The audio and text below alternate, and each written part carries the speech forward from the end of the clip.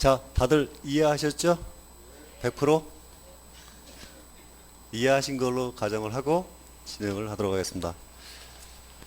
자, 그러면 이제 03번입니다.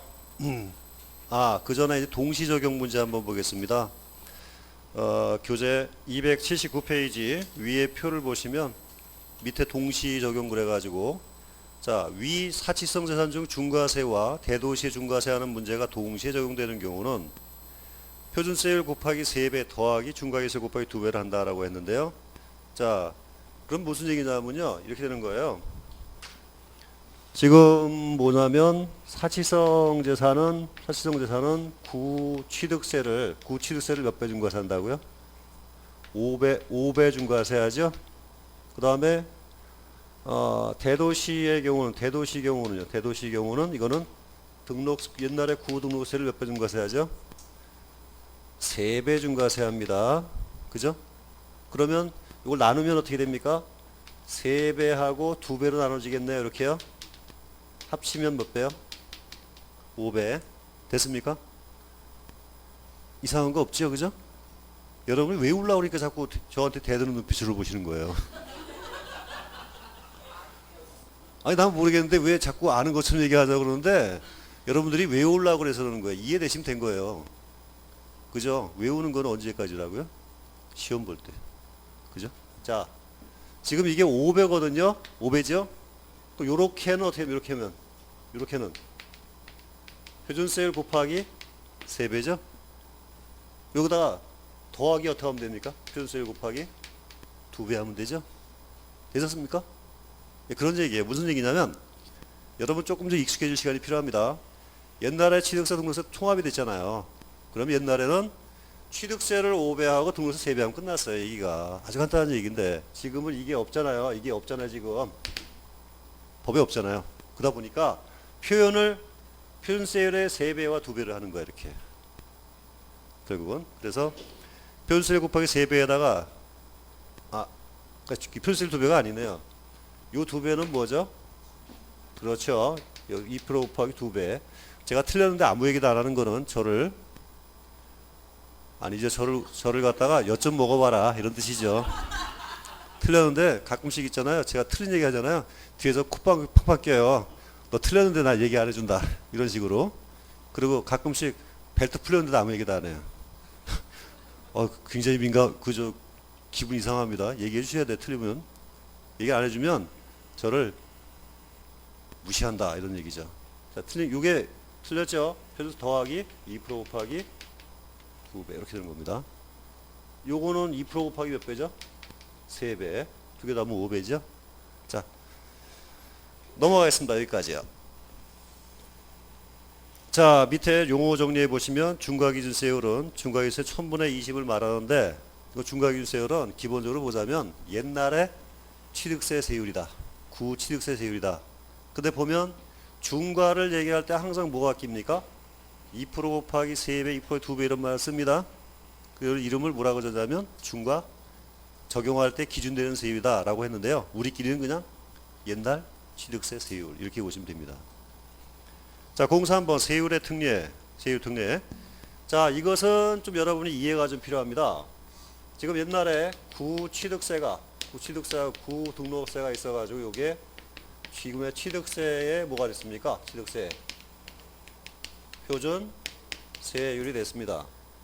자, 여기 보면요. 괄호 1번 형식적인 소유권 취득에 대한 세율 특례 그래가지고 다음 어느 안에 해당하는 취득에 대한 취득세는 표준세율에서 중과기준세를 뺀 세율로 세금을 적용한다. 그럼 지금 세율을 뭘 적용하라는 얘기죠? 표준세율 빼기 2% 요걸 적용하라는 얘기죠? 그럼 결론은 뭐냐면요. 이걸 과세 안 하겠다는 얘기죠? 취득세를. 옛날에 각각 있을 때에는 취득세를 비과세했다는 얘기입니다. 과세 안 했다는 얘기입니다.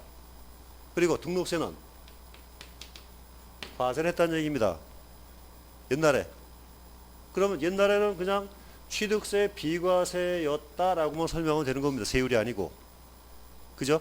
그러다 보니까 지금도 뭘로 얘기하냐면은 이것도 옛날에 구취득세, 취득세 비과세 규정으로 이해를 하셔야 됩니다. 취득분에 대한 비과세 규정을 이해를 하셔야 됩니다. 이거를 세율로 이해하시면 안 돼요. 기본적으로. 자, 일단 여러분들 이건 잘 아시죠? 표준세율 빼기 2% 하는 건 무슨 세율이라고요? 등록세분 세율이다 라는 거죠. 일단 이 부분입니다. 그래서 설명은 다 취득세 비과세로 설명을 드릴게요. 규정이. 자, 다만 취득 물건 요 얘기는 나중에 말씀드릴게요. 자, 동그라미 1번. 자, 이거를 뭐라고 하냐면 형식적인 취득에 대한 지금 비과세라는 말 못 쓰니까 그죠? 이렇게 얘기를 하겠습니다. 사실은 비과세죠. 취득에 대한 세율. 자, 첫 번째가 뭐냐면요. 환매입니다. 환매. 자, 환매는 조건이 뭐냐면요. 환매 등기를 해야 됩니다. 환매 등기를 해야 돼요. 자, A가 있고 B가 있는데요. A가 첫 번째 B에게 양도를 합니다. 다시 나중에 다시 또 환매수를 해줍니다. 그럼 팔았다가 다시 사준다는 얘기죠. 이건 일종의 담보 제공 목적이라고 보시면 될 것 같아요. 물건 사고 파는 게 아니고 기본적으로 돈을 빌렸는데 명의를 넘겨줬다가 돈 갚으면 달려받는 거 이런 모양이 되시면 돼요. 요거는 취득도 양도도 아니다 이렇게 보시는 거예요. 그럼 저러다 보니까 이거를 전제 조건이 뭐냐면 뭘 해야 된다고요? 환매 등기를 할 거 이게 존재입니다. 전제를 한다. 그러면 애당초에 A에서 B한테 갈 때 이것도 취득이 아니죠. 요거 올 때도 이것도 취득이 아니죠. 세금을 부과하지 않습니다. 기본적으로. 그러다 보니까 이 환매수는 언제예요? 기간이. 환매 기간 내가 되겠습니다. 그 다음에 and 뭐가 되죠? 기간은 환매 기간 내에 환매하는데요. 환매 사실은 뭐가 되는 거죠? 수죠. 환매수. 사들인다는 얘기죠. 환매도 환매수죠. 그 이때 둘 다 취득세를 과세하지 않는다는 뜻입니다. 일종의 담보 제공처럼 보겠다는 뜻입니다. 환매. 그러다 보니까 모양은 형식적인 모양은 취득이 되죠. A와 B에 각각 취득이 돼요. B에 취득됐다 A한테 취득이 되죠. 모양상. 실질 성격은 뭐라고요? 취득이 아니다 이런 뜻입니다. 과세하지 않겠다. 자, 그 전에 먼저 여러분 비과세하고 면제하고요. 두 가지는 다릅니다. 면제와 비과세는 달라요. 비과세는 뭐라고 얘기하냐면요. 부과하지 아니한다. 참 우리 세법에서 법에서만 쓰는 말이죠. 아니한다. 여러분 친구들하고 얘기할 때 아니한다 그렇게 얘기를 하세요 안 하세요? 저는 해요. 습관이 돼가지고 강의한 지가 이거 한참 되다 보니까 요즘에 뭐라고 얘기하잖아요. 그러면 아니하다 그래요 제가. 친구하고 얘기하다가 그래서 아유 큰일 났네. 그 다음에 그러하지 아니하다 그래요. 얘기를 완전히 직업병이 직업병. 이제 저는 노력해요. 뻑 하면 그래요. 아니하다. 아니한다. 뭐 이렇게 아니 된다. 이렇게요. 법은 할 수 있다와 한다 완전 다른 얘기거든요. 아니 된다는 안 된다는 얘기예요. 아니 할 수 있다는요. 할 수도 있고 안 할 수 있다는 얘기거든요. 그죠? 본다는 무조건 본다는데 추정한다는 입증은 빠질 수 있는 거거든요. 저도 용어가 애들이 그래 가끔씩 너 미쳤냐? 너 왜 술도 안 먹고 그러냐? 왜냐면 애들이 저한테 주로 상담을 많이 하니까 부과하지 아니한다 그럽니다. 또는 이렇게 얘기합니다. 과세하지 아니한다. 요거는 지방세에서 이렇게 얘기를 해요. 요거는 국세에서 얘기합니다. 일단 한자말로 봤을 때 부과라는 말하고 이거는 같은 말이거든요. 근데 좀 이게 고압적이에요. 일방적인 뜻을 써요. 별 차이는 없는데, 그죠? 그 세무서라든가 그 과세관청이 봐서 부과는 일방적인 거의 개념이에요. 과세권자가 아예 일방적으로 하는 걸 부과라는 얘기를 하고, 과세는 납세임자가 신고하는 것도 과세가 됩니다. 그래서 일단은 이게 좀 너무 고압적인 용어 같아가지고 국세는 옛날에 이거 쓰다가 바꿨습니다. 지방세는 아직도 이걸 썼는데 같은 말이에요. 일단 이거는 뭐라 그랬냐면 비과세 한단 말 써요 안 써요? 안 씁니다. 예전에 저한테 전화가 왔습니다. 시험 끝나고 아니 시험 문제 비과세가 하나도 안 나왔대요. 그래서 왜 안 나왔는지 많이 나왔는데 그랬더니 전부 다 비과세란 말 한마디도 안 나오고 그냥 부과하지 아니한다 과세하지 않는다 이것만 나왔지 비과세 말이 안 나왔대요. 당연하죠. 비과세란 말은 제목에만 있습니다. 그 조문 중에는 부과하지 아니한다 또는 과세하지 아니한다 이렇게 얘기를 합니다. 그다음에 여러분들은 지금 요 교재도 읽어보라는 얘기가 시험에는 옛날에는 이렇게 말을 만들어서 씁니다. 출제위원이. 근데 요즘은 법전에 있는 용어 있지, 법률 용어. 그걸 그대로 옮겼어요. 그래야 소위 말하는 그 뭐라 그래야 문제에 대한 시비가 안 붙어가지고 법전 용어 그대로 씁니다. 여러분들은 어차피 그 용어를 익숙해지셔야 돼요. 특히 기본어 같은 경우는 그 법전 용어 그대로 쓸 수밖에 없는 거예요. 강의는 요약해서 해드리지만 여러분이 읽는 거는 여러분이 하셔야 합니다. 제가 읽어드릴 수는 없잖아요. 그래서 읽으라는 얘기입니다. 그래서 일단 법전에 나오는 용어 그대로 시험에 그대로 나오기 때문에 이 용어 자체를 여러분들이 이해하실 필요가 있어요. 부과하지 아니한다. 요거는 뭐라고 하냐면 부과권자가 과세권을 포기했다 이렇게 그래요. 또 아예 신고도 거의 안 해요. 다만 비과세임을 입증하는 입증서를 제출해야 돼요. 면제는요. 과세는 합니다. 과세를 하는데 100% 전부 감면을 해버립니다. 그러면 예를 들어 가지고 지금 과세 표준 곱하기 세율 한 걸 뭐라고 그랬습니까? 산출 세액. 자, 요게 200만 원 나왔습니다. 200만 원 나왔는데요. 100% 감면이니까 빼기 어떻게 하는 거죠? 세액 감면. 세액 감면 해가지고요. 200만 원 곱하기 100% 하면 빼기 얼마라는 거죠? 제로가 됩니다. 납부할 세액은 제로가 됩니다. 그럼 일단은 세금을 안 내는 건 똑같아요. 안 내는 건 똑같은데 이거는 과세를 어떻게 한다고요?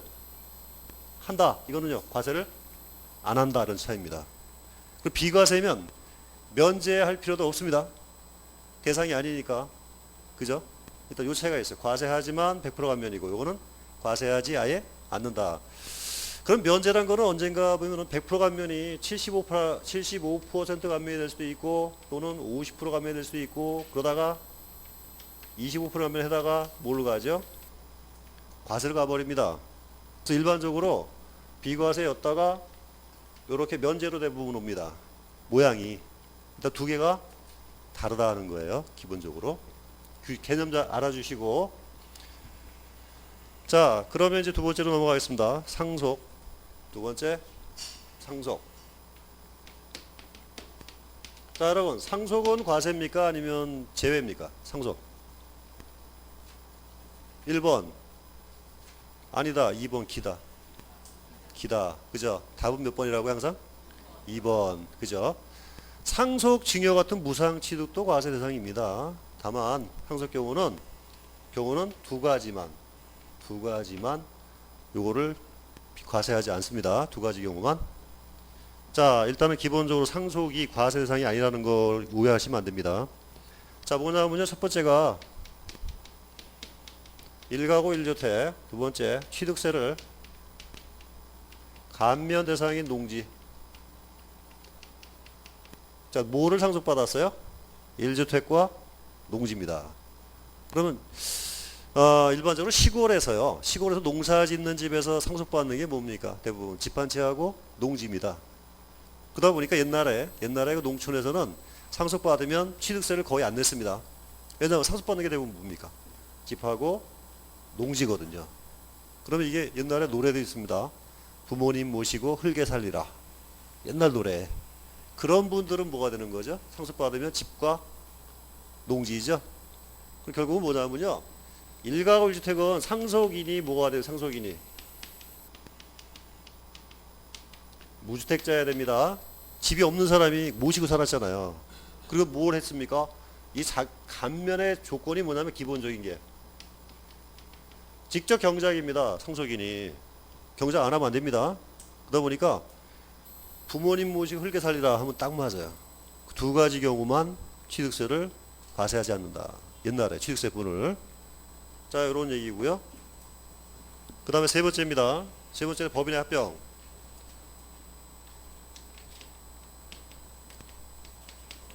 자, 합병은 지금 A라는 법인이 있는데요. 그 다음에 B라는 법인이 있습니다. A라는 법인은 토지를 가지고 있고요. B라는 법인은 건축물을 가지고 있습니다. 자, 이렇게 따로 있어요. 따로. 그러다가 두 개를 합쳤습니다. 이렇게. 이걸 뭐라고 합니까? 합병. 법인의 합병입니다. 이름이 C로 바뀌었어요. 이렇게 C로.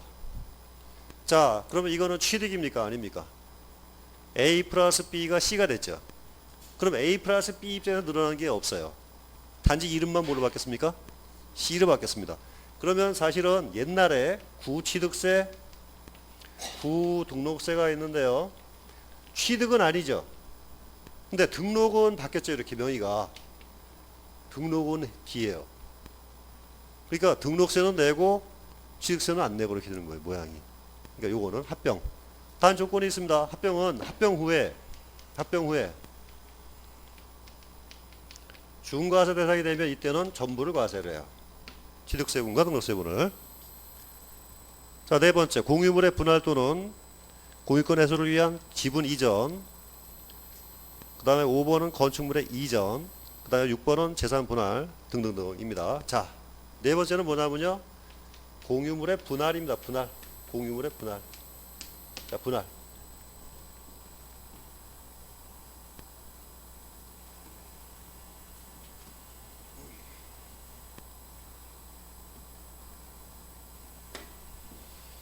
자, 지금 부동산이 있는데요. 지금 A가 2분의 1, B가 2분의 1. 요거를 뭐라고 합니까? 이걸 공유라고 합니다. 이거는 물건을 어떻게 갖는지는 몰라요. A가 어떻게 갖겠는지 이거를 모릅니다. 추상적인 개념이죠. A와 B가 권리와 의무를 절반씩 부담한다는 뜻입니다. 근데 이거를 각자 이렇게 가지고 있으면 지분별로 권리를 행사하고 있는데요. 예를 들어서 어떤 때는요. 이 물건을 소유권 행사할 때 A와 B가 다 가야 될 경우가 있습니다. 그죠? 행사할 때 항상 두 개 도장을 찍어낼 경우도 있습니다. 귀찮아 가지고 이거를 이렇게 잘라서 이거를 100-1번지, 이거를 100-2번지 해서 이거를 A가 갖고 이걸 B로 갖겠습니다. 이 사람은 절대 지분이 변화가 있어요, 없어요? 절대 지분이 변화가 없습니다. 그죠? 절대 지분이 반반씩 하네요. 딱 잘랐습니다. 이건 취득이 아니라는 얘기입니다. 단지 추상적인 권리를 구체적인 권리로 바꾼 거에 불과하다는 뜻입니다. 근데 지금 A, B, C, D가 각각 4분의 1씩을 가지고 있습니다. 이걸 이렇게 잘랐습니다. 반씩 잘라가지고 A가 2분의 1, B가 2분의 1, C가 2분의 1, D가 2분의 1 이렇게 잘랐습니다. 절대 지분 변화가 있습니까? 없습니까? 없죠. 그리고 다시 이렇게 잘랐습니다. 이렇게 해서 A, 이렇게 해서 B 이렇게 했습니다. 이렇게 해서 C, 이렇게 해서 D 잘랐습니다. 변화 있어요, 없어요? 없습니다. 공유물의 분할은 절대 지분의 변화가 없으면 몇 번을 잘라도 관계가 없어요. 도심지에 있는 도심개발 같은 경우는 지주가 수백 명입니다. 그죠? 그런 게 원하는 사람끼리 쪼갤 수 있거든요. 대신 이 사람에 대한 절대 지분 변화는 없어야 돼요. 그러면 몇 번을 분할하건 간에 이 공유물의 분할은 취득세를 부과하지 않겠다. 취득세 분을. 자, 이게 일반적인 원칙입니다. 자르면서 이렇게 잘랐습니다. 근데 이렇게 해서 이렇게 하고 이렇게 해서 이렇게 해가지고요. 요걸 A가 갖고 요걸 B가 가졌습니다. 자, 어때요? 이거는 지분의 변화가 생겼습니다. 이 부분은 지금 A한테는 어떻게 돼요? A한테는 이 부분 A한테는 플러스죠, 플러스. 그죠? B한테는 마이너스. A는 뭐가 됩니까? 취득. B는요? B는 줬죠. 양도했죠. 돈 주고 양도하면 양도세가 물릴 거고요. 증여하면, 공짜로 주면 증여가 되겠죠. 그죠? 일반적으로 이 뭐가 될 수 있어요? 양도가 됩니다. 양도. 일반 모양. 이해되셨죠? 그럼 절대 지분의 변화가 있으면 이 사람은 이게 뭐가 돼? 이거는 초과액이죠. 초과액. 그래서 분할 경우에 초과분은 어떻게 한다고? 초과분은 과세한다. 요거만 이해하시면 돼요. 초과분은 과세한다. 자, 그런 얘기입니다. 그 취득으로 인해서 지분을 초과하는 부분에 대한 이를 제외한다. 즉 과세를 추가를 하겠다는 얘기죠. 취득세분도. 자, 다섯 번째, 건축물의 이전.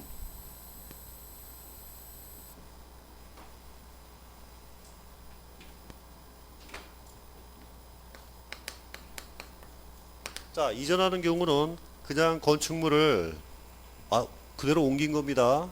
옮기면은 이것도 역시 과세하지 않겠다는 얘기입니다. 다만 이전한 다음에 이전 후에 초과분은 늘어났으니까 초과액은 과세. 자, 6번 재산분할입니다. 6번 재산분할. 자, 여러분 재산분할은 여기 뭐 나오면요? 이혼시라고 붙여야 돼. 이혼시. 이혼할 때. 자, 이혼할 때 지금 모든 등기가 전부 다 A라는 사람하고 되어 있습니다. 부부간에. A하고 B가 있는데 A는 전부 자기 이름하고 B는 가정에서 주부 역할을 했습니다. 남자일 수도 있고 여자일 수도 있습니다. 이거는. 근데 이혼을 하면서 A가 B한테 그랬습니다. 너는 몸만 나가라. 됩니까? 안 됩니까? 안 되죠. 원래 이 안에는 B의 지분이 이미 포함이 되어 있다라고 얘기를 합니다. 그러니까 이혼할 때 어떤 사람이 열심히 이혼할 걸 대비해가지고 모든 명의를 전부 자기 걸로 했다라고 해도 이혼할 때 어떻게 해요? 상대방께 있다라는 얘기죠. 네. 그래서 이런 경우에 이혼하면은요, 이때는 B가 A 건 중이나 명의 중에 어떻게 합니까? 명의를, 이거를. 이렇게 명의가 넘어옵니다. 이게 재산분할이거든요. 이건 내 거를 내가 찾아가는 겁니다. 그 법에는 뭐라고 그러냐? 재산분할을 공유물의 분할이다 이렇게 얘기를 합니다. 그럼 뭐가 됩니까? 여기는 분할하고 똑같아져 버리죠. 이건 과세합니까? 안 합니까? 과세 안 해야 되겠죠. 그럼 재산분할에 대한 부분은 내 걸 찾아가는 것이기 때문에 취득세를 부과하지 않는다. 근데 이제 이혼할 때 재산분할이니까 또 뭐가 있습니까? 참고로 위자료로 물건을 받는 경우가 있습니다. 위자료로 받는 것, 물건을 이거는 대물변제라고 그래요. 요건 취득이 돼요. 무슨 얘기인지 아시죠? 요거는 내 걸 찾아가는 거거든요. 이건 누구 걸 받는 거예요? 잘못한 사람이 주는 겁니다. 자기 거를. 남의 걸 받는 거예요. 취득이 됩니다. 그래서 상대방이 거꾸로 미리 말씀드리면 상대방 있죠. 상대방. 지급자는 이게 뭐가 돼요? 지급자는 이게 뭐가 될까요? 양도가 됩니다. 그럼 이혼하고 나서 부동산 준 다음에 어떻게 해야 돼요? 나중에 양도세 신고해야 돼요. 주고 나서 기분이 더럽겠죠. 그죠? 이혼 이자를 줘놓고 물건 줘놓고 나중에 양도세까지 신고를 해서 세금 내야 되니까 현실입니다. 이혼하지 마십시오. 그러니까 자, 요런 얘기. 재산분할은 기본적으로 재산분할이라는 거, 이혼 시 재산분할은 내 것이다, 공유물의 분할이다 이렇게 이해하시면 됩니다. 자, 그 정도 보겠습니다. 네, 괄호 2번.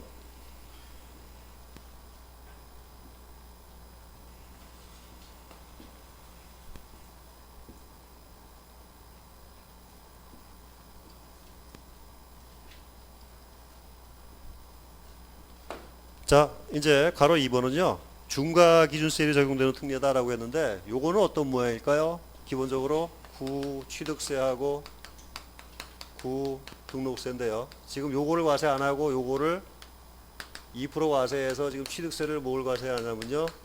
2%를 과세하겠다는 얘기입니다.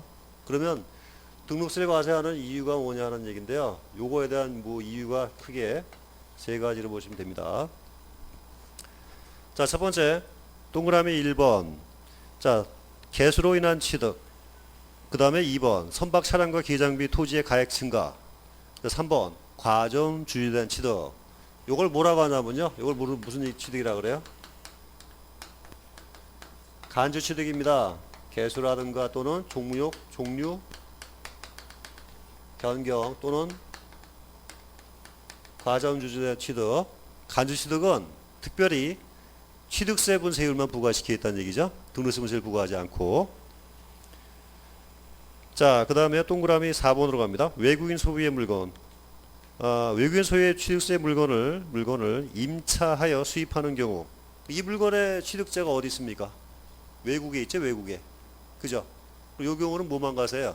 외국에 소유자가 있으니까 취득세 부분만 과세를 하겠다 뜻입니다. 자, 그 다음에요. 5번 좀 넘어가고요. 6번으로 갑니다. 6번. 7번으로 먼저 갑니다. 7번. 7번은 뭐냐면 옛날에 구등록세가 있었는데요. 그 등록세에 비과세였던 것들입니다. 그러면 등록세가 어떤 것도 있었다는 얘기죠. 비과세가 되면 취득세만 과세했겠죠. 옛날에. 그죠? 비과세였던 부분들. 그게 뭐냐면 7번, 8번, 9번입니다. 7번, 8번, 9번 묶어주세요. 외울 사항은 아니고요. 7번, 8번, 9번. 자, 1번은 구축물이라고 보면 7번은 구축물입니다. 7번 구축물이에요. 구축물. 구축물은 등록세 분을 과세 안 했습니다. 옛날에. 그 다음에 무덤이죠. 무덤. 그 그 다음에 다음번이 임시건축물입니다. 세 번째가 임시용 건축물. 자, 이런 것들은 특별히 등록세를 옛날에 과세를 안 했거든요. 자, 그 다음에 이제 세 번째가 이제 기타입니다. 기타. 기타 비과세는 그 과세하지 않는 것들이 뭐냐면, 자, 첫 번째로 보자면, 동그라미 4번, 5번입니다. 4번, 5번. 기타 부분 보면 시설 대여 물건입니다. 시설 대여. 자, 여러분, 시설 대여 물건은 리스죠. 리스. 물건을 빌려주는 자는 뭐라 그래요? 시설 대여업자. 받는 사람은요? 시설 대여자. 이렇게 얘기를 하죠. 그리고 리스업자는 어디 있습니까? 동그라미 5번. 동그라미 5번이죠. 시설 대여업자. 5번. 그 다음에요. 리스 이용자. 이용자는 몇 번에 있습니까? 10번에 있네요. 10번. 10번. 그 다음에 동그라미 4번엔 뭐가 있죠? 4번. 외국인 물건을 임차 수입. 요것도 결국은 빌려주는 거죠. 서로 빌리는 거죠. 일종의 리스물건에 마찬가지죠. 요것들은 등록세를 과세하지 않겠다. 그 다음에 이제 6번으로 갑니다. 취득대금을 지급한 자의 기회장비 또는 차량 취득인데, 자, 요거는 뭐 나오면요. 지입차량입니다. 지입차량. 지입차량. 나중에 일반 그 정규 시간 때 말씀드릴게요. 이건 어떤 얘기냐면요. 지금 명의는 회사로 되어 있는데, 실제 소유자는 개인입니다. 대표적인 경우는 택시 아시죠? 택시. 택시는 불법이에요. 택시 불법이고, 저 운수업체 보면 중장비. 중장비 등록은 운수업체로 되어 있는데 차주가 따로 있어 각자. 그래가지고 차주들 별로 사업적 등록을 각자 합니다. 소득세 신고도 각자 해요. 부가가치세 신고도 각자 합니다. 그러면 실제로 소유자가 따로 있죠. 세금 누가 내야 됩니까? 취득세를. 명의자가 내야 돼요? 아니면 그 소유자가 내야 돼요? 소유자가 내야 되겠죠. 그래서 이때는 지입차량 있죠. 지입차량. 지입차량. 이때는 등록은 누구로 되어 있어? 등록은 운수 회사로 되어 있습니다. 그럼 이미 차주는 이미 세금을 딴 사람이 냈잖아요. 등록세를. 차주한테 등록세 또 내면 안 되죠. 이때 는 뭐만 내야 돼? 이 사람은 취득세분만 내라는 뜻입니다. 쓸데없이 이거 복잡합니다. 시험에 잘 안 나옵니다. 개념만 이해하시면 돼요. 그 다음에 나머지 11번 그 정도 있겠습니다. 그 정도 볼게요. 이런 정도인데, 일단 여러분들은 기본적인 거는 요건 나중에 정리하시기 바랍니다. 이런 내용이 있다는 정도 알아두시고, 자, 이렇게 해서 세율은 여기까지 정리하도록 하겠습니다.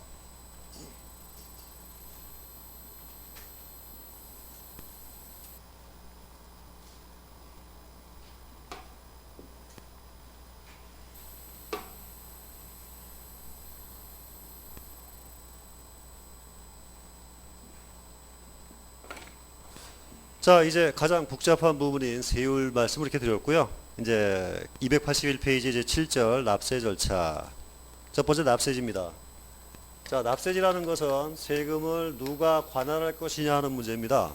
그래서 실제 취득세 납세지는 굉장히 복잡한데요. 요거를 일단은 크게 두 가지로 분류하겠습니다. 부동산하고 동산. 부동산은 물건이 왔다 갔다 할 수 없습니다. 이거는 납세지가 어디냐면요. 소재지 관할 지자체에서 세금을 부과합니다. 자, 여러분 세수 얘기를 할 때요. 그저 일반적인 소유가 아니고요. 세수를 얘기할 때 강남이 세수가 많고 부자라고 얘기를 합니다. 그 이유가 여기 있습니다. 강남의 부동산 값이 높지요. 그러면 강남의 부동산 값이 높은데, 예를 들어서 참고로 이게 주소지에서 관할한다면 어떻게 될까요?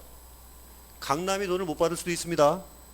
소유자가 가령 뭐 용산에 있다든가 한남동에 있다든가 성북동에 있으면 세수가 걸로 갈 수 있겠죠. 결국 강남이 세수부자인 이유가 뭐냐? 소재지 과세이기 때문이었습니다. 특히 재산세 매년 받잖아요. 이게 결국은 지방세 소재지 과세, 이거 굉장히 중요한 얘기인데요. 기본 개념이에요. 여러분들이 나중에 그 일할 때 취득세라든가 등록세라든가 등록면허세라든가 또는 재산세를 어디다 낼 것이냐는 부분 얘기가 나오죠. 지방세는 다 소재지다 이렇게 보시면 돼요. 납세지를 묶어서 보셔도 됩니다. 취득세뿐만 아니라 지방세 전부 다 납세지는 부동산은 소재지다 이렇게 얘기를 합니다. 근데 동사는 왔다 갔다 하죠. 취득세 신고 기한이 60일입니다. 60일. 취득한 날로부터 60일. 그럼 60일 동안 왔다 갔다 할 수 있거든요. 동사를 소재지로 할 수 없으니까 이로 뭐 했냐면 그냥 등록한 지역 이렇게 합니다. 다만 등록지의 명칭이 아주 다양할 뿐입니다. 요거는 큰 문제는 안 됩니다. 일단 여러분 중요한 건 뭘까요? 부동산은 어디라고요? 소재지. 자, 참고로 양도소득세 있죠, 그죠? 미리 말씀드리겠습니다. 양도소득세는 양도자의 주소지 관할입니다. 그 다음에 종합부동산세. 지금 모르셔도 됩니다만은 종합부동산세는 법인은 본점 소재지, 개인은 주소지 이렇게 됩니다. 참고로 알아두세요. 자, 여러분 지금 집이 어디 있냐면 서초구에 있습니다. 주소지가. 근데 서귀포에 있는, 제주도 서귀포에 있는 땅을 샀어요. 그러면 취득세는 어디다 신고할까요? 제주도에다 신고합니다. 소재지 과세이기 때문에. 근데 내가 서쪽에 살고 있는데 지금 그 제주도 땅을 팔았습니다. 이 양도소득세 신고는 어떠합니까? 주소지 관할인 서초 세무서에다 합니다. 그 다음에 보유하고 있는데 종합부동산세가 나왔습니다. 자, 재산세는 어디서 나옵니까? 재산세는 소재지 제주도죠. 근데 종합부동산세는요, 주소지 서초구에서 나옵니다. 그러니까 지방세는 소재지고 국세인 종부세는 주소지에서 나와요. 이런 분류가 있습니다. 참고로 알아두시고요. 또 요거 여러분 기억하셔야 됩니다. 부동산은 어디라고요? 소재지. 자, 그 다음에 징수방법. 자, 징수방법은 여러분 아다시피요, 과세방법이란 말과 같은 얘기인데요. 과세방법. 자, 두 가지가 있습니다. 하나는요, 신고납부제도, 또 하나는 정부 부과제도 이렇게 되어 있습니다. 자, 요거는 누가 세금을 확정하느냐는 얘기예요. 세액을 확정자가 누구냐? 세확정자 누구냐? 신고납부 누가 확정합니까? 본인이죠, 우리. 본인을 뭐라 그래요? 세금을 내야 될 의무를 지는 자, 납세 의무자 이렇게 얘기를 합니다. 그 다음에 요건 당연히 누가 냅니까? 정부부가 하니까. 정부 그렇게 되겠죠? 요거는 외울 필요가 있다 없다? 없다. 요거는요, 이해만 하시면 되죠. 내가 아직 확정한다는 얘기입니다. 자, 그럼 확정의 시기는요, 확정 시기는 언제냐? 확정 시기, 이거 우리가 전에 첫 번째 시간에 말씀드린 부분이에요. 첫 번째 시간에 그 일반 사항 얘기를 할 때. 자, 신고납부는 언제 확정합니까? 신고할 때 확정하죠. 그죠? 확정 시기 신고할 때. 정부는요, 정부가 결정할 때 확정합니다. 그죠? 그러면 이게 관련해 가지고 정부부가 보면 이게 뭐가 있냐면요, 정부가 보면 지금 지방세에 보면 뭐가 있냐면요, 지방세에 보면 이걸 뭐라 하면 보통징수란 말 씁니다. 보통징수. 자, 이 말은 지방세에서만 쓰이는데 이건 뭐냐면 고지서를 교부해서 징수하는 방법을, 요거를 보통징수란 말 씁니다. 지방세에서. 요거 기억나시죠? 안 나죠? 2주 전 거라. 그죠? 이런 게 있습니다. 지방세에서는 이 고지서를 교부하는 방법을 일컬어가지고 뭐라 한다고요? 보통 징수라고 합니다. 이게 고지서 교부하는 게 대표적인 게 뭐가 있냐면 자동차세. 그 다음에 또 뭐가 있습니까? 8월달 되면 균등분주민세 나오죠? 균등분주민세. 그 다음에 재산세. 등등등이요. 이런 것들은 보통 징수라는 말을 쓴다 하는 거. 자, 그래서 징수 방법은 지금 보시면은 신고납부 방법을 택하고 있습니다. 신고납부 방법.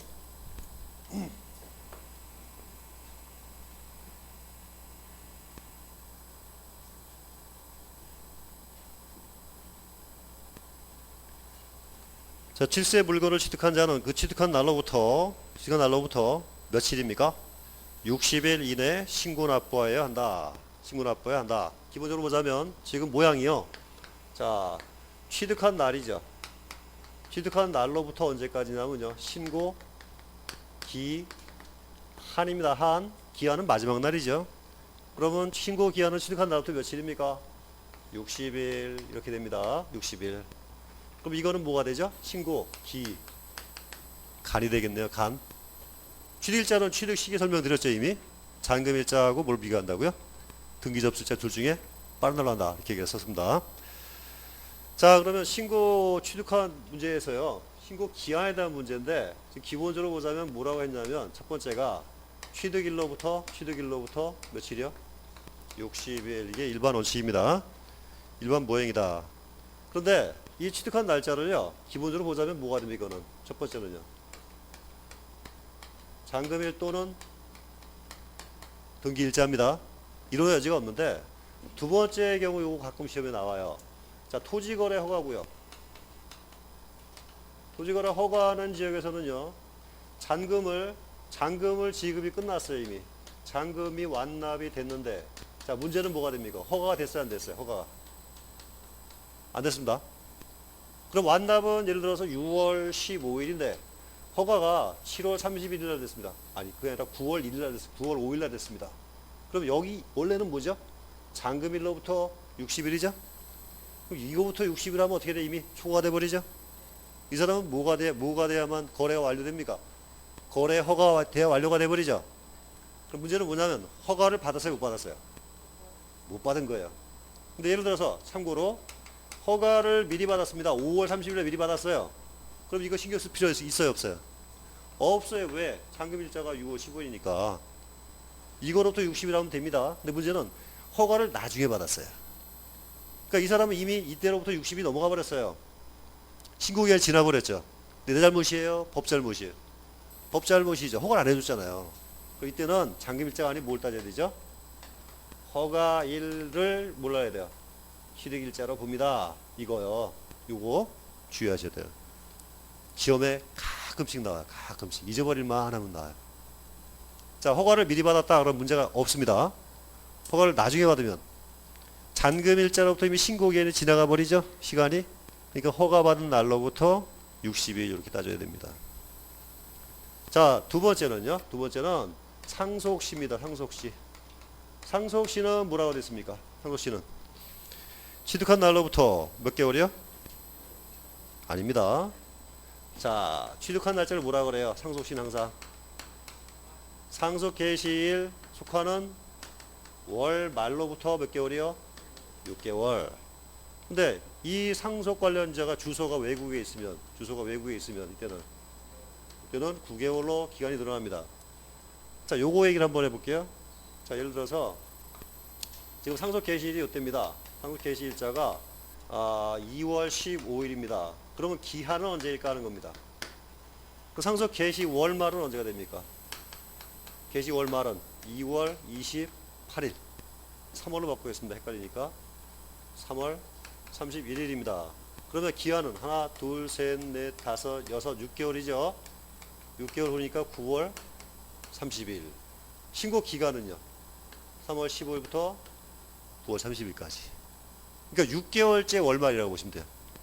상속 개시일부터 6개월째 월말까지. 그 여기는요. 외국에 있으니까 기간이 많이 필요하죠. 요거 기간을 좀 3개월 또 늘려줍니다. 9개월 해가지고 9개월째 월말. 요 표현이 많이 나와요. 어떠한 속한 달 말일로부터 6개월, 말일로부터 3개월, 말일로부터 2개월 이렇게 일하거든요. 결국은 요 3월 15일이나 3월 1일이나 3월 29일이나 월말은 다 똑같죠. 그러니까 결국은 같은 달에 있는 물건은 같은 달에 있는 상속은 전부 다 신고기한이 같다. 이런 얘기예요. 말이 쉬워요? 어려워요? 말이 쉬워요? 말은 어려워요. 말은 어려운데 내용은 쉬워요. 옛날에 뭐라고 했냐면 상속 개시일로부터 6개월 그랬습니다. 말은 쉬운데 6개월째를 대응을 시켜야 돼요. 3월 15일이면 6개월째 9월 14일까지 이렇게 되는 거예요. 지금은요. 말은 어려워요. 상속 개시월 말로부터 6개월이니까 이거는 뭘 잡기 위한 거냐면요. 기한을 잡기 위한 겁니다. 기한을 잡기 위해서. 근데 3월 달에 양도한 건 월말이 다 똑같아요. 다 똑같이 기한이 같아져 버리죠. 신고한 사람이 편해요. 그냥 6개월째 말일까지니까 굳이 이거를 14일이니 이런 걸 따질 필요 없는 거예요. 그래서 이거를 그 조문의 민주화라 그래요. 좋은 뜻입니다. 말은 어려운데 내용은 쉬워지죠. 그러니까 그 실무자들이 할 때는 편해요. 여러분 시험 볼 때 힘든데 실무해 보시면 아 이게 훨씬 편하구나라는 거 아실 거예요. 좀 더 편하기 위한 목적이에요. 실무를. 자, 요거 정도 알아두시고요. 일단은 세 가지예요. 60일, 6개월, 9개월. 자, 신고 납부를 하지 아니하면 불이익을 줍니다. 그 불이익을 뭐라고 합니까? 가산세죠, 가산세. 자, 그 다음에 이 세금을 신고 기한까지 신고하고 그 다음에 납부를 해야 됩니다. 자, 일반적으로 신고만 하면 안 되고요. 신고만 하면 안 되고 납부도 해야 됩니다. 자, 다음 페이지.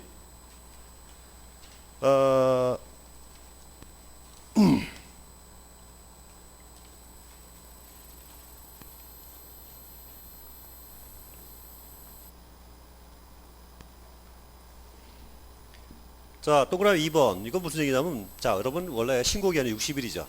60일인데 나는 등기를 갖다 먼저 하고 싶어 합니다. 등록을 먼저 하고 싶어요. 그러면 취득세는 60일째 내고 등기는 먼저 하고 싶어요. 그럼 어떻게 할 수 있습니까? 등기는 받고 취득세 세금 안 내도 되죠. 그런 일이 생겨요. 기한이 60이다 보니까. 그래서 등기할 때는 60일에 관계없이 어떻게 하라고요? 등기하기 전에 세금 내고 등기해라는 뜻이 동그라미 2번입니다. 별거 아니에요. 말은 어려운데 우리가 사자마자 잔금 지급하자마자 등기할 거 아니에요. 그때 어떻게 하라고요? 등기 등록하기 전까지 신고를 하고 그 다음에 등기해라는 뜻입니다. 그래서 이런 경우는 등기를 먼저 하려고 하는 경우에는 등기 또는 등록을 하기 전까지 취득세를 신고 납부해야 된다라고 하는데요. 당연한 얘기입니다. 이거는 당연한 얘기예요. 여러분 대부분 내가 물건 사고 잔금 지급을 오늘 했습니다. 오늘 오전에 했습니다. 그러면 등기를 60일 미룹니까? 아니면 오늘 등기합니까? 오늘 등기하죠. 그러면 등록할 때 어떻게 돼요? 취득세를 내야만 등기해 주죠. 이건 말도 할 필요도 없는 실무는 당연히 취득세 내고 등기합니다. 그러니까 이런 게 웃기는 거예요. 시험에는 대단한 것 같은데 실무는 아무것도 아닌 얘기 나오는 거 있죠. 이건 시험에 나오면 돼요, 안 돼요? 안 돼요, 사실은. 당연한 거라. 근데 가끔씩 나와요. 개념만 이해하시면 됩니다. 결국 등기할 때는 어떻게 한다고요? 60일에 관계없이 취득세를 미리 내고 등기한다는 뜻입니다. 자, 동그라미 3번. 이것도 별거 아닙니다. 자, 일반적으로 취득세는 도세입니다. 도세이며 특별시 광역시세입니다. 그러면 세금을 경기도에다 내느냐 하는 겁니다. 서울시청에 가느냐 하는 겁니다. 아니라는 얘기예요. 이거를 누구한테 위임하냐면 기초지자체인 시군 또는 구에다가 위임을 해가지고 실제 세금을 징수하는 곳은 기초지자체가 합니다. 여러분이 가령 지금 취득세를 내고자 하는데 집이 서초구인데 굳이 서울시청 갈 필요가 없다는 뜻입니다. 구청에다가 신고하시면 됩니다. 그러면서 그 광역지자체가 기초지자체에 돈을 줍니다. 소위 말하는 이거를 교부징수금이래요. 징수교부금이란 말을 써요. 그래서 원래 그 서울도 강남에 있는 3구는 세수가 많습니다. 이유가 뭐라 했습니까? 납세지가 어디라고요? 소재지이기 때문에 그렇습니다. 근데 다른 구들 중에 보면 세수가 적은 구가 많아요. 그러면 실제 구 수입만 가지고 구를 유지할 수 없는 그런 구가 더 많아요. 나머지 세수를 어떻게 메꾸냐면은 그 지역에서 같은 더 큰 지역 있잖아요. 광역지자체 그 징수 위임을 해준 거 있죠. 거기에 대한 수수료를 받습니다. 징수교부금 받아가지고 그거를 먹고 살아요, 사실은. 시험에는 안 나온 얘기입니다. 그런 경우가 있다는 뜻입니다. 자, 위임 징수한다. 그 징수하면은 역시 시장군세에 신고하고 납부하는데 요거를 직접 시군구에다가 납부를 해도 되고요. 시군 금고에다 납부를 하고요. 대부분 어떤 납부합니까? 금융기관에다가 납부를 하죠. 신고는 지자체 하고요. 납부는 금고 또는 금융기관에다 합니다. 또 하나, 정상적인 세금은 무조건 금융기관에서 받습니다. 금융기관에서 받습니다. 자, 가로 2번 예외 보통징수. 요거는 우리 교재가 조금 약간 착오가 좀 있는 것 같아요.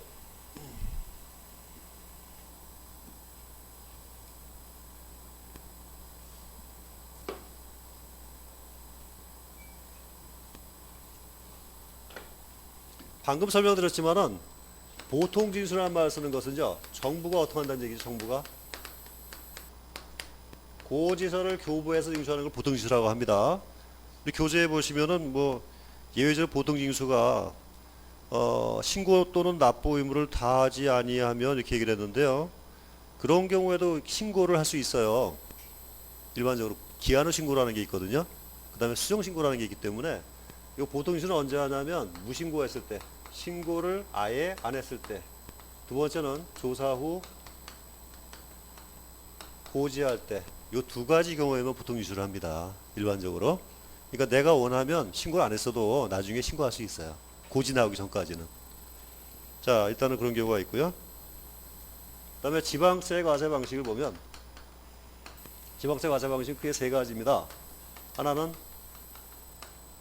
신고납부, 두 번째는 보통징수. 보통징수 하면 뭐가 나옵니까? 특별징수가 나오죠. 그죠? 자, 그래서 이거는 다 아시죠? 이건 납세 의무자가 세금을 직접 신고 납부하는 것이고, 보통징수는 정부가 어떻게 합니까? 정부가 고지하는 방식을 택하는 겁니다. 그 다음에 특별징수는요, 요거는 원천징수라고 보시면 됩니다. 또 하나, 여러분이 오해하시면 안 되는 게, 요 보통징수와 특별징수라는 요거는 지방세에서만 쓰입니다. 국세에서 이런 말 쓰시면 안 됩니다. 요거 쓰시면 오히려 마이너스 됩니다. 그래서 보통징수, 특별징수 이런 용어가 있다는 거 알아두시고요. 자, 그 다음에 가산세입니다. 원래 가산세라는 건 뭐라고 되냐면, 가산세라는 거는 법에서 정하는 의무 위배 시 덧붙이는 것, 세액에 덧붙이는 것, 이렇게 얘기를 합니다. 자, 일단 가산세는 일단 두 가지가 무조건 동시에 나옵니다. 하나는 신고를 잘못한 것, 신고 불성실 가산세. 또 하나는 뭐가 될까요? 납부 불성실 가산세. 일단 여러분들은 가산세는 항상 기본이 몇 개냐면요, 두 가지 이상 나온다 이렇게 하셔야 돼요. 두 가지 중복됩니다. 각자 하나만 나오는 경우 없어요. 자, 신고 불성실은 아예 신고 안 한 거를 무신고라고 하죠. 그 다음에 적게 신고한 거를 뭐라 그래요? 과소신고라고 얘기를 합니다. 그래서 무신고한 경우는 무신고화했을 경우에 세액이 나오겠습니다. 그죠? 항상 여기 뭐가 붙냐면요, 세액이에요. 세액. 여기도요, 세액 곱하기 이렇게 나갑니다. 무신고한 세액. 여기는 뭐가 됩니까? 과소신고한 분 세액 이렇게 나옵니다. 곱하기. 자, 무신고는 몇 프로냐면요, 세율이 가산세가 20%, 과소신고는 10%. 여러분 이 정도는 아셔야죠. 그죠? 뭔가 누락하면 가산세가 몇 프로부터 추가로 10%가 늘어납니다. 기본적으로. 이거 기본이에요. 어떤 세금이면 다 똑같아요. 국세건 지방세건 간에 신고 누락하면 무조건 몇 프로가 더 붙는다고요? 10%. 그 결론은 뭐냐면 여러분, 내가 돈이 없다, 납부할 돈이 없습니다, 신고를 안 해야 대부분이. 왜? 낼 돈이 없으니까 미안하니까. 일단 신고를 해야 됩니다. 왜? 뭐가 빠지니까. 무신고 가산세 20%가 빠져요. 이게 줄어드는 겁니다. 여러분 돈 못 내도요, 무조건 신고는 하세요. 아예 그냥 내가 외국으로 밀항하겠다, 그런 경우 외에는. 그죠? 어쨌건 언제고 내일 마음이 있으시면요, 그리고 하다못해 낼 돈이 없어도 나중에 문제되는 금액이 작아야 내가 회생이 가능해지는 거예요. 그러니까 무조건 여러분들이 그 거래처라든가 만나서 상담하실 때도 돈이 없어도 무조건 뭘 하라고 시켜야 돼요? 신고는 해라. 그럼 뭐만 남냐면 납부불성실 가산세만 남아요. 그러니까 나중에 그 금융불량 걸려도 돈 벌면 갚을 때 금액이 줄어든다는 얘기예요. 일단은 요거 참고를 하십시오. 자, 그래서 일단 기본은 몇 프로라고요?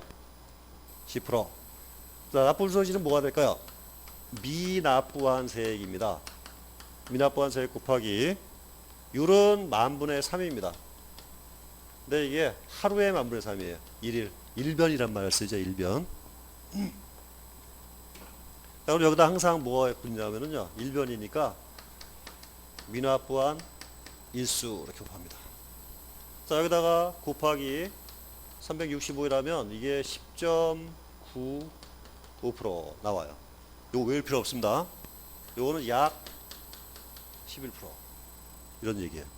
그러면 1년 지나면 10% 더하기 11% 하죠. 그러면 1년당 10%, 1년당 11%에다가, 그죠? 3년 지나면 몇 프로죠? 33% 더하기 10% 하면 되는 거예요. 가산세 구할 때. 근데 여기 문제가 뭐냐면요, 사기나 또는 부정한 사유로 누락했다 그러면, 무신고하면 이게 40%로 늘어납니다. 사기가 뭐예요? 사기. 여러분 다운 계약서 있잖아요. 이게 사기예요, 부정이에요. 그럼 취득세라는 게 대부분 다 뭐가 걸립니까? 계약서 금액의 조작이죠. 걸리면 다 몇 프로예요? 40%예요. 그러면 기본 40%에다가 이거 11%니까 1년에 몇 프로가 되죠? 1년만 지나도 50%가 되고 이게 3년 지나면 얼마 됩니까? 3년만 지나도 33%죠. 그러면 더하면 70%가 넘어가 버려요. 그래서 일단은 우리 중개사들이 해당되는 부분들이 이거예요. 이거 대부분 이거예요. 다운 계약서, 업 계약서 있잖아요. 이 부분이기 때문에 서로 이거는 뭐냐면 이거는 뭐라 그래? 짜고라고 해요. 짜고. 무슨 뜻인지 아시죠? 서로 짜고 금액을 줄이거나 늘리거나 한 거 있잖아요. 그게 다 다운 계약서, 업 계약서잖아요. 걸리면 다 몇 프로라고요? 40%라는 얘기예요. 그럼 뭐 어떻게 해야 됩니까? 기도해야 됩니다. 안 걸리기를 기도해야 돼요. 걸리면 거의 대부분 취득세는 40% 중과세가 걸립니다. 이런 정도가 있다는 거. 자, 여러분 이거 외우라는 얘기는 아닙니다. 가산세는 항상 두 가지가 동시에 걸린다 하는 겁니다. 자, 그 정도 보겠습니다. 그 다음에 동그라미 2번 중과산세 기억번. 요거는 어떤 경우냐면 미등기 전매에 대한 경우입니다. 미등기 전매.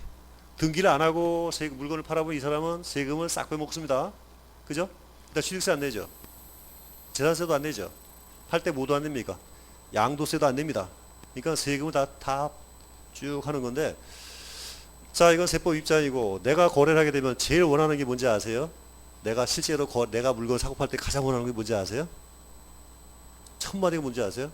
세금 안 내는 방법이 없을까요? 그래요? 그건 무슨 뜻이냐? 나는 미등기 전매를 원한다는 뜻입니다. 실제로는 그래야 돈이 되거든요. 여러분 한번 부동산 파셔가지고 차익을 한번 많이 내보십시오. 그럼 느낌이 확 옵니다. 한 1억 정도, 2억 정도 한번 남겨보세요. 근데 기간이 1년 이내에 해가지고 2억을 남겼다. 진짜 좋은 일이죠. 나대집니다. 6개월 만에 2억을 벌었어요. 행복한 일이죠. 기뻐야 될 일이죠. 두 번째, 세금을 계산해보니까 양도세가 1억이 나왔습니다. 50%. 그러면 슬픈 일이죠. 그럼 2억 벌어가지고 세금 1억을 냈어요. 그러면 결론은 행복한 일입니까? 슬픈 일입니까? 1번 행복하다. 2번 슬프다. 예. 해보셨어요? 해보시면 알아요. 슬퍼요. 슬픈 게 아니라 불쾌해요. 슬프진 않아요. 불쾌하지. 그죠? 사람이 희한합니다. 이런 예를 들어요. 저는 가령 1000만 원짜리 땅을 사가지고 1200만 원에 팔았어요. 그러면 차익이 200만 원 주겠습니다. 200만 원. 200만 원이면 양도세가 안 나와요. 왜냐하면 양도세 기본 공제가 250만 원이라 250만 원 올라갈 때 공제 금액 이내라 안 나와요. 그 200만 원이 딱 떨어졌습니다. 주머니에 200만 원이 남았어요. 기분이 어떨까요? 아주 좋습니다. 재즈입니다. 그죠? 근데 방금 말한 것처럼 1억을 투자해가지고 2억을 벌어갖고 세금을 1억 냈습니다. 1억이 남았어요. 기분이 더러워요. 기분 나빠서 술 마셔요. 그죠? 만나는 사람마다 그래요. 아니 내가 뭐 무슨 놈의 나라가 나한테 해준 게 뭐가 있다고 세금을 반씩 1억씩 떼어가. 아우 씨. 그리고 욕해요. 그죠? 그러는데 1000만 원 해서 200만 원 번 사람은 그 돈 가지고 친구 술 사주고 와이프 옷 사주고 자기 차 그건 안 되겠네. 못 바꾸겠네. 차는 못 바꾸고 애들 용돈 줍니다. 잠자네 깨워가지고 아빠가 왔다. 그러면서 너 10만 원씩 줄게. 그러면 애들이 감사합니다 할 거 아닙니까? 그러니까 한 2주가 행복해요. 1000만 원에서 200만 원 벌면. 근데 이렇게 해가지고 2억 번 사람은 한 5년이 불쾌해요. 그 1억 낸 것 때문에. 만나는 사람마다 욕해요. 내가 무슨 1억씩 세금을 내고 말이야. 이럴 수가 있어. 이게 무슨 놈의 나라가 뭐 있다위야. 그죠? 이런 나라가 어디 있어 그래요. 굉장히 불쾌합니다. 여러분은 뭘 택하시겠어요? 1억 남긴 거 택하겠어요? 아니면 200만 원 남긴 거 택하시겠어요? 1억이죠? 결론은 뭐 마음에 달린 겁니다. 실제로 저는 봤거든요. 많이 봤어요. 근데 제가 본 거는 100% 세금 내면 불쾌해요. 여러분은 불쾌해하지 마시고 1억 남겼다는 데 초점 맞추시기 바랍니다. 사실은 진짜예요. 저도 당해봤다니까요. 세금 내보니까 기분이 더러워요. 자, 그렇습니다. 자, 그렇고요. 그래서 뭐냐면 기억번은 뭐냐면 물건을 미등기하고 양도했다가 걸리면 이런 뜻입니다. 그때는 가산세율이 80%입니다. 빨간 줄. 자, 지금 보면 무신고할 경우 20%인데요. 부정가소신고 부정시 40%죠. 요거를 아예 미등기하면 40%보다 2배 높은 80% 이렇게 가산합니다. 자, 그러다 보니까 전제가 뭐라고 했냐면은 미등기 전매거든요. 그 등기를 아예 안 하는 물건은, 못 하는 물건은 미등기 전매도 불이익을 주면 안 되겠습니다. 그래서 여기 밑에 보면 중과세를 제외하는 경우에 보시면 A번 등기 또는 등록이 필요하지 아니하는 과세 물건은 이건 당연히 등기하지 아니하고 양도할 수밖에 없습니다. 그죠? 이걸 불이익을 주면 안 되겠죠? 당연한 뜻입니다. 이해를 해주세요. B번 요거는 뭡니까? 간주취득이죠? 아까 간주취득은 어떻게 했냐면은 간주취득 부분은 취득세 부분만 세율을 물린다고 했습니다. 등록세무 세율을 과세하지 않고. 이것도 마찬가지 얘기를 보시면 되겠습니다. 자, 03번 면세점 취득가액이 50만원 이하인 때에는 취득세를 부과하지 아니한다. 50만원 이하 요거는 메모장에 따로 써놓으십시오. 그리고 50만원 이하에도 동그라미 쳐서 이하. 여러분 미만과 이하는 달라요.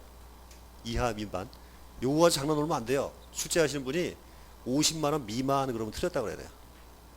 그렇게 되면 안 돼요. 그건 진짜 더러운 사람이에요. 그건 대부분은 이하 미만을 안 따집니다. 그거 가지고 장난 안 쳐요.